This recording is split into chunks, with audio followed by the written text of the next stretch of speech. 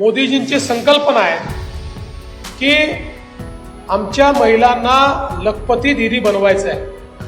आपल्याला कल्पना आहे लखपती दीदी म्हणजे जी बहीण वर्षाला 1 लाखापेक्षा जास्त पैसा कमवते ती लखपती दीदी असणार आहे। त्यामुळे लखपती दीदी जी आहे ही बनवण्याचं एक काम त्यांनी सुरू केलं। महाराष्ट्रामध्ये देखील आपण हा निर्णय केला आहे की पहिल्या टप्प्यामध्ये 25 लाख, दुसऱ्या टप्प्यात 50 लाख आणि नंतर 1 कोटी आमच्या भगिनींना आपल्याला लखपती दीदी बनवायचं आहे। 11 लाखाचा टप्पा आपण पार केला, आता मला वाटतं 17-18 लाखापर्यंत आपण पोहोचलोय।